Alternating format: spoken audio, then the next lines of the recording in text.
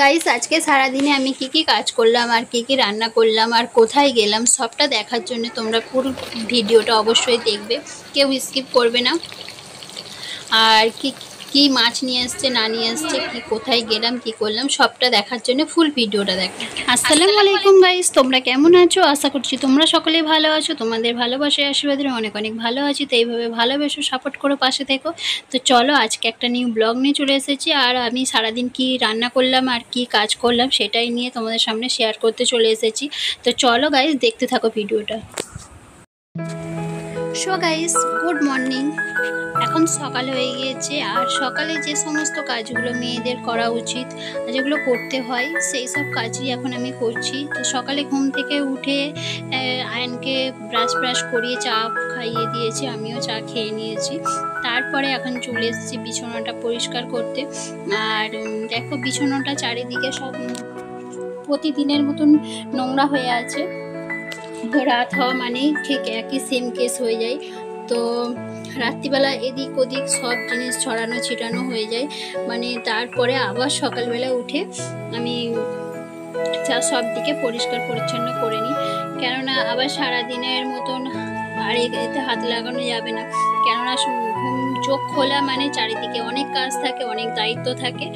আর এদিকে বিছানা তুলে নিয়েছি আর এদিকে সমস্ত জিনিসপত্রগুলো এখন আমার আলমারির ভিতরে আমি গুছিয়ে রেখে দিচ্ছি। কেননা আয়ান আছে আর বাচ্চারা থাকলে তো এটা ওটা ধরে টানাটানি করবে, কোনটা কি ভেঙে যায়। আর তোমাদের দাদাভাই প্রতিদিন যে সকালে মর্নিং ওয়াক করতে যায়, তো সেই হিসাবে উনি সকালে ওঠে খুবই তাড়াতাড়ি, ঘুম থেকে উঠে পড়ে 5টার সময়। আর 5টার সময় সকালে উঠে ব্রাশ করে নিয়ে তারপরে একটু চা, অ্যাকচুয়ালি চা না কফি খাই। তো কফি খাবার পরে তারপরে একটু কম্পিউটারে কাজ থাকে, কাজ করে নিয়ে তারপরে সকালে মর্নিং ওয়াক করতে চলে যাই। আর তার ফাঁকে আমি ঘুম থেকে যখন উঠে পড়ি তখন দাদাভাই আগে ওঠে, আমি তারপরে উঠি। কেননা তখন দাদাভাই যত রাত্রি শুক না কেন ঠিক তাড়াতাড়ি উঠে পড়ে, দেরি করে না। আর তারপরে আমি ঘুম থেকে উঠে এখন সমস্ত কাজকর্ম করে নিচ্ছি। আর এখন আমরা রান্নাঘরে যদি চলে যাই তো রুমটা পুরো অগোছালোই হয়ে থাকে। রান্নাঘরে যাওয়ার আগে রুমটা ভালো করে পরিষ্কার করে নিয়ে তারপরে রান্নাঘরে যাই। কেননা রান্নাঘরে একবার যদি মেয়েরা ঢুকে যায় না, প্রতিটা মেয়েই হয়, যদি ঢুকে যায় পুরো দিনটাই যেন রান্নাঘরেই শেষ হয়ে যায়।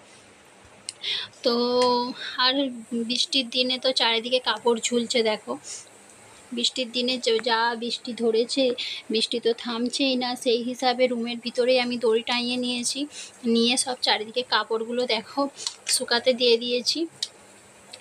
আর রৌদ্র আসলে সব বার করে দেব, তারপরে আবার কবে জানি না রৌদ্র আসে। তো রৌদ্র জানি না, কালকে হয়তো হতে পারে। তো যদি হয় সব কিছু বার করে দেব, দিয়ে শুকিয়ে নেব। আর রুমের ভিতরে দড়ি আর কাপড় ঝুলে একটা খুবই বিচ্ছিরি ব্যাপার লাগে। আর দেখো আমি এদিকে ঝাড়ু দেওয়া কমপ্লিট হয়ে গেছে, সব কিছু আমি এখন নোংরাগুলো তুলে নিই। আর বেলচাটা তোমরা হয়তো ভাবছো যে দিদিভাই হাত দিয়ে তুলছো কেন, বেলচা আছে, বেলচাটা এতে আছে, বাইরে আছে, তাই নিয়ে আসা হয় না। আর এখন চলো আমি রান্নাঘরে চলে যাই, কি রান্না হয় চলো দেখি। তো মাছ নিয়ে চলে এসেছিলো, মাছ এখন ধোয়া কাটা হয়ে গিয়েছে। এবারে মুরগির মাংস, এটা আজকে আমাদের কি হবে, মাছের ঝাল হবে আর এদিকে মুরগির মাংসটা আলু দিয়ে কষা হবে। আর আরও অনেক কিছু। প্রতিদিন আমাদের একটা তরকারি দিয়ে ঠিক অ্যাকচুয়ালি হয় না, আমাদের 2-3টে তরকারি লেগে যায়। আর এখন বিকাল হয়ে গিয়েছে আর আমরা চলে এসেছি একটা বাচ্চা ছোট বেবি হয়েছে, সেই বেবিটাকে দেখতে চলে এসেছি। তো আমার ভাগ্নির বাড়ি চলে এসেছি, ভাগ্নির জায়ের বেবি হয়েছে, তাকে দেখতে চলে এসেছি। চলো খাওয়া দাওয়া করে নিই, টাটা।